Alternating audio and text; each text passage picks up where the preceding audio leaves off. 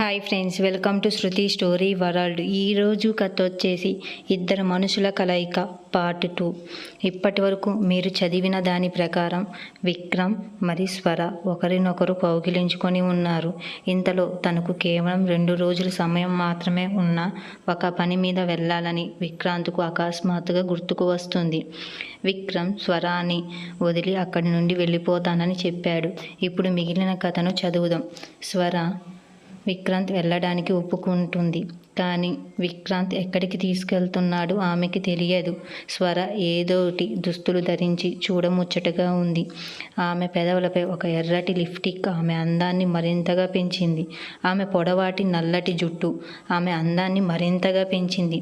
ఆమె తయారై విక్రమ్ ముందు ప్రత్యక్షం కాగానే విక్రమ్ ఉద్రేకంగా ఇలా అడిగాడు, ఇంత అందంగా నా దగ్గరికి వస్తున్నావు కాబట్టి నన్ను చంపేయాలనుకుంటున్నావా అని అంటాడు.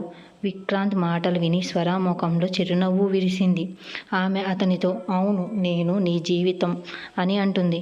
ఇలా చెబుతూ స్వర గది నుండి బయటకు వెళుతుండగా విక్రాంత్ ఆమె చేతిని పట్టుకొని తన వైపుకు లాక్కొని, ఇప్పుడు ఇంత అందంగా నా ముందుకు వచ్చావు కదా, నిన్ను వదిలిపెట్టలేను, ముందు నన్ను చాలా ప్రేమించనివ్వు అని అంటాడు. స్వర విక్రమ్ చేతిలో నుంచి తన చేతిని విడిపించుకుంటూ, నీకేమైనా పిచ్చి పట్టిందా? నువ్వు ఏదో సమస్యలో ఉన్నావని నీకు తెలుసు. ఆ సమస్య ఏంటో కూడా నాకు తెలియదు. అయినా ఇక్కడ ప్రేమ గురించి ఆలోచిస్తున్నావు అని అంటుంది. విక్రమ్ మళ్ళీ స్వర తన వైపుకు లాక్కొని, సమస్య ఎంత పెద్దదైనా నాకు నువ్వే అత్యంత ముఖ్యం. ఇంత అందంగా నా ముందుకు వచ్చింది నువ్వే. ఇప్పుడు నా మీద నాకే అదుపు లేదు. నాకు ఏమీ అర్థం కావటం లేదు. ఇక మనం చాలా ప్రేమించుకున్న తర్వాతే ఇక్కడి నుండి వెళ్ళిపోదాం అని అంటాడు. ఇలా చెబుతూ విక్రమ్ స్వరాన్ని తన చేతిలోకి తీసుకొని ముద్దు పెట్టుకోవడం మొదలుపెట్టాడు. విక్రమ్ స్వర పెదాలను తన పెదవులపైకి తీసుకొని ముద్దు పెట్టుకోవడం ప్రారంభించాడు. స్వర కూడా విశ్రాంతికి పూర్తిగా సహకరిస్తుంది. మరి ఇద్దరు గాఢంగా ముద్దు పెట్టుకుంటున్నారు. విక్రమ్ చేతుల స్వర తొడల మీదుగా ఆమె ఛాతీపైకి వెళ్ళి వాటిని నిమరడం ప్రారంభించాడు. విక్రాంత్ పెదాలు స్వర పెదాలపై మరియు అతని చేతులు ఆమె ఛాతీపై ఉన్నాయి. విక్రమ్ నెమ్మదిగా స్వర డ్రెస్సును పైకి లేపాడు. ఆ తర్వాత విక్రమ్ ఆమె వెనకున్న జిప్పును ఇప్పడం ప్రారంభించాడు. ఆమె ఆ డ్రెస్ కిందకి జారింది.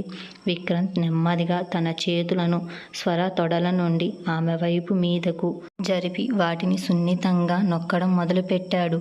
స్వర విక్రాంత్ చొక్కా గుండీలు విప్పి అతని ఛాతీని ముద్దు పెట్టుకోవడం మొదలుపెట్టింది. విక్రాంత్ స్వర ఒకరిలో ఒకరు పూర్తిగా లీనమై ఉన్నప్పుడు ఎవరో డోర్ బెల్ కొట్టారు. దాంతో ఇద్దరికి తాము ఏదో పని మీద బయటికి వెళ్ళాలని హఠాత్తుగా గుర్తుకు వస్తుంది. అతను త్వరగా తన బట్టలు సరి చేసుకుని తలుపు తెరవడానికి గేట్ వైపు వెళ్ళాడు. విక్రాంత్ తలుపు తెరవగానే బయట ఒక వెయిటర్ నిలబడి ఉండటం చూశాడు. అతను విక్రాంత్ వైపు చూసి, సార్, మీరు చెక్అవుట్ చేయడానికి సిద్ధంగా ఉన్నారా? మీరు ఇంకా చెక్అవుట్ చేయలేదా అని అడుగుతాడు. ఇతర అతిథులు వచ్చారు, దయచేసి త్వరగా చెక్అవుట్ చేయండి. అప్పుడు మేము ఈ గదిని కొత్త అతిథికి వీలైనంత త్వరగా ఇవ్వగలం అని అన్నాడు. ఇది విని విక్రాంత్, మేము చెక్అవుట్ చేయబోతున్నాము, దయచేసి ఈ తాళం తీసుకోండి, మేము ఇక్కడి నుండి వెళ్ళిపోతున్నాము అని అన్నాడు. అలా చెబుతూ విక్రాంత్ వెయిటర్కు తాళాలు అప్పగించి స్వరతో కలిసి అక్కడి నుండి బయలుదేరాడు. విక్రాంత్ తన కారును హోటల్ బయట పార్కు చేయటంతో వారిద్దరూ కారు వద్దకు వెళ్ళారు. కారు వద్దకు చేరుకున్నాక విక్రాంత్ స్వర కోసం కారు తలుపు తెరిచారు. మిగతా వాళ్ళు కూడా కారులోనే కూర్చుంటున్నారు. ఆమె కారులో కూర్చున్న వెంటనే స్వర విక్రాంత్ తల నిమిరి, విక్రాంత్, నువ్వు ఇంకో కారు కొనాలనుకుంటున్నావా? మరి ఏమైంది? ఇంకో కారు కొనలేదు. ఈ పాత కారు ఇంకెంతకాలం సర్దుకుపోతావు? నేను కూడా కొత్త కారులో ప్రయాణం చేయాలనుకుంటున్నాను అని అంటుంది. స్వర చెప్పిన ఈ మాట విని విక్రాంత్ కొంచెం వింతగా అనిపించింది. బేబీ, నువ్వు కూడా నాకు ఇదే చెప్తావా? అందరూ నన్ను పనికిరాని వాడని అంటారు. ఇప్పుడు నువ్వు కూడా నా దగ్గర కొత్త కారు కావాలని అడుగుతున్నావు. నాకు కొత్త కారు ఎక్కడి నుంచి వస్తుంది? ప్రస్తుతం నాకు ఉద్యోగం కూడా లేదు. పైగా నాన్న నాకు ఖర్చులు ఆపేశాడు అని నీకు తెలుసు కదా. ఎలాగో అన్ని ఖర్చులు సర్దుబాటు చేసుకుంటున్నాను. ఇలాంటి పరిస్థితుల్లో నాకు కొత్త కారు ఎక్కడి నుంచి వస్తుంది అని అన్నాడు. విక్రాంత్ విచారంగా మాట్లాడడం విని స్వరాకు కూడా బాధగా అనిపించింది. అతనితో ఇలా అంటుంది, క్షమించు బేబీ, నేను ఆ ఉద్దేశంతో అనలేదు. నువ్వు కొత్త కార్ కొనాలని మాత్రమే నేను కోరుకుంటున్నాను. ఎందుకంటే నీ స్నేహితులందరూ కొత్త కారులో కాలేజీకి వస్తుంటే నువ్వేమో ఈ పాత కారులో కాలేజీకి రావడం నాకు కూడా నచ్చడం లేదు. అయినా నేను నీ గురించే మాట్లాడుతున్నాను. నువ్వు ఈ కారులో నాకు సంతోషంగానే ఉన్నావు. కొత్త కారులో కూడా సంతోషంగానే ఉంటాను. ఒకవేళ నువ్వు కొత్త కారు కొనకపోయినా నేను నిన్ను ఎప్పటిలాగే ప్రేమిస్తూనే ఉంటాను. ఇలా చెబుతూ స్వర విక్రాంత్ని కౌగిలించుకుంటుంది. ఆ తర్వాత అతని మనసులో 2 రోజులు పూర్తి చేయాలనే ఆలోచన మాత్రమే అతని మదిలో ఉంటుంది. అతను స్వరతో, స్వర, ఇప్పుడు నేను ఇక్కడి నుండి త్వరగా బయలుదేరాలి. ఎందుకంటే చాలా ఆలస్యమైంది మరియు నాకు ఇంకా 2 రోజులే మిగిలి ఉన్నాయి అని అన్నాడు. స్వర విక్రాంత్తో వెళ్ళడానికి ఒప్పుకుంది. గంటకు 100 మైళ్ళ వేగంతో కారు నడపడం మొదలుపెట్టాడు. కొద్దిసేపటి తరువాత అతను ఒక పెద్ద బంగ్లా ముందు కారు ఆపుతాడు. విక్రమ్ ఒక పెద్ద బంగ్లా ముందు కారు ఆపగా స్వర, విక్రమ్ ఇద్దరు కారు దిగుతారు. ఆ పెద్ద బంగ్లాని చూస్తూ స్వర విక్రమ్తో, ఇంత పెద్ద బంగ్లా ఎవరిది? నన్ను ఇక్కడికి ఎందుకు తీసుకొచ్చావు అని అడుగుతుంది. స్వర చెప్పిన ఆ మాట విని విక్రమ్ ఒక్క క్షణం మౌనంగా ఉండిపోయాడు. విక్రాంత్ ఏం మాట్లాడకుండా చూసి స్వర అతన్ని మళ్ళీ అడుగుతుంది, నేను నిన్ను ఒకటి అడగాలి. ఈ బంగ్లా ఎవరిది? మనం ఇక్కడికి ఎందుకు వచ్చాము అని అడుగుతుంది. విక్రమ్ చూపులు కిందికి దించి, ఇది మా నాన్నగారి బంగ్లా. మా నాన్నగారిని కలవడానికి నిన్ను ఇక్కడికి తీసుకువచ్చాను అని చెప్పాడు. విక్రమ్ నుండి ఈ మాట విని స్వర ఒక్కసారిగా ఆశ్చర్యపోతుంది. ఎందుకంటే తాను ఒక ఉన్నత కుటుంబాల నుంచి వచ్చారని విక్రమ్ స్వరాకి చెప్పాడు. అంతేకాక తన తండ్రికి అంత పెద్ద బంగ్లా ఉండగలదని ఆమె ముందు ఎప్పుడూ గొప్పలు చెప్పుకోలేదు. స్వర ఆ మాటలతో ఆశ్చర్యపోయి విక్రాంతిని గట్టిగా అడుగుతుంది, ఈ బంగ్లా మీ నాన్నగారిది, నువ్వేమో నాతో ఎప్పుడు చెప్పలేదు కదా అని అంటుంది. మీరు మధ్యతరగతి కుటుంబం నుండి వచ్చారు కదా, మరి మీ నాన్నగారికి ఇంత పెద్ద బంగ్లా ఎక్కడి నుంచి వచ్చింది అని అడుగుతుంది. కానీ ఆ సమాధానం విక్రాంత్ దగ్గర లేదు. ఎందుకంటే అతను అప్పటికే స్వరాకి చాలా అబద్ధాలు చెప్పాడు. ఇప్పుడు స్వర కళ్ళల్లోకి చూసే ధైర్యం కూడా అతనికి లేదు. స్వర పదే పదే ప్రశ్నతో విక్రాంత్పై అరుస్తూ, లేదు, నేను మధ్యతరగతి కుటుంబానికి చెందిన వాడిని. మా నాన్న చాలా ధనవంతుడు. నాకు అత్యంత బాధ కలిగించే విషయం ఏమిటంటే నేను ఆయన కొడుకును అని అన్నాడు. విక్రమ్ చెప్పిన ఈ మాట విని స్వర ఆశ్చర్యపోయి, నువ్వు వాళ్ళ కొడుకు కదా, ఇందులో నీ దుర్దృష్టం ఏముంది అని విక్రాంత్ మని అడుగుతుంది. విక్రాంత్ ఏమీ మాట్లాడలేదు. కానీ అతని కళ్ళల్లో విచారం స్పష్టంగా కనిపించింది. విక్రాంత్ స్వర వైపు చూసి, నాతో లోపలికి రా, నీకు మొత్తం అర్థమవుతుంది అని అన్నాడు. దాంతో విక్రాంత్ స్వరాని లోపలికి తీసుకుపోతాడు. అంత విశాలమైన బంగ్లాని చూసి స్వర ఒక్కసారిగా ఆశ్చర్యపోయింది. బంగ్లా బయట అందమైన పువ్వులు చుట్టుముట్టబడిన ఒక విశాలమైన తోట ఉంది. ఆ తోట రకరకాల రంగుల పూలతో నిండి ఎంతగో శ్రద్ధగా అలంకరించినట్లు అనిపించింది. బంగ్లాలోకి ప్రవేశించగానే స్వర తన మెడ వెనక ఒక గుర్తును గమనించింది.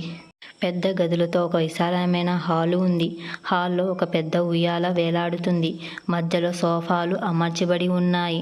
ఆ బంగ్లాలోని ప్రతిదీ విలాసవంతంగా ఉంది.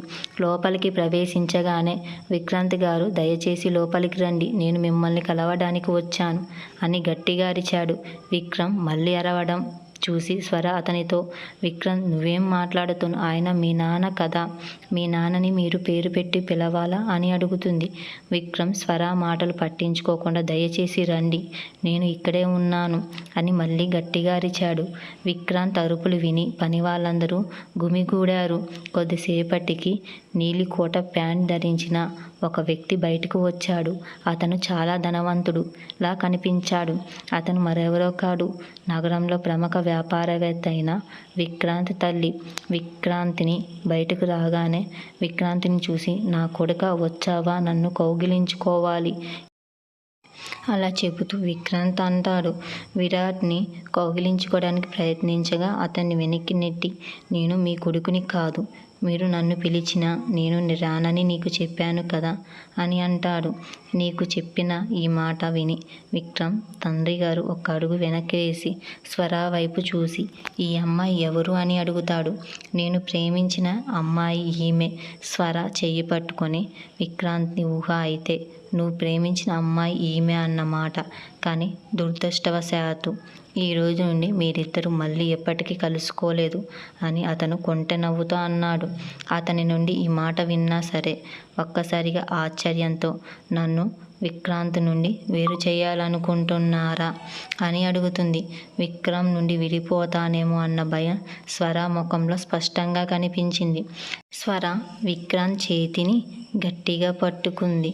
వాళ్ళిద్దరూ అలా చేతులు పట్టుకోవడం చూసి మిస్టర్ విరాట్కి చాలా కోపం వచ్చి, విక్రాంత్, నేను నీకు చెప్పింది త్వరగా చేయాలని కోపంగా అన్నాడు. విరాట్ గారి నుండి ఈ మాట విన్న విక్రాంత్ స్వర వైపు చూసి ఆమె చెయ్యి వదిలి దూరంగా జరగడం మొదలుపెట్టాడు. విక్రాంత్ ఇలా చేయటం చూసి, త్వరగా నా చెయ్యి వదిలి ఎక్కడికి వెళ్తున్నావు అని అడుగుతుంది. మన సావాసం ఇంతవరకే, ఈ రోజు నుండి నువ్వు నేను మళ్ళీ కలుసుకోలేము అని విక్రాంత్ మెల్లగా అన్నాడు. ఏం మాట్లాడుతున్నావు? నేను నిన్ను ఎంతగానో ప్రేమిస్తున్నా, నీకు తెలుసు కదా అని స్వర ఏడుస్తూ అంటుంది. స్వరాన్ని పట్టించుకోకుండా, దయచేసి ఇక్కడి నుండి వెళ్ళిపోండి అని అన్నాడు. అంతటితో విక్రమ్ ఒక గదిలోకి వెళ్ళిపోయాడు. స్వర అతన్ని ఆపటానికి ప్రయత్నించింది, కానీ అతను ఆ స్వర మాట వినటానికి కూడా నిరాకరించాడు. స్వర ఏడటం చూసి, విరాట్ గారు, నువ్వు ఈ నిజాన్ని ఎంత త్వరగా అంగీకరిస్తే నీకు అంత మంచిది. ఇప్పుడు విక్రాంత్ నీ జీవితంలోకి ఎప్పటికీ తిరిగి రాలేడు అని అన్నాడు. విరాట్ గారు తన గదిలోకి తిరిగి వెళ్ళిపోయారు. స్వర అక్కడ ఒంటరిగా కూర్చుంది. విక్రాంత్, దయచేసి నన్ను వదిలి వెళ్ళకు, నేను నువ్వు లేకుండా బ్రతకలేను అని ఏడుస్తుంది.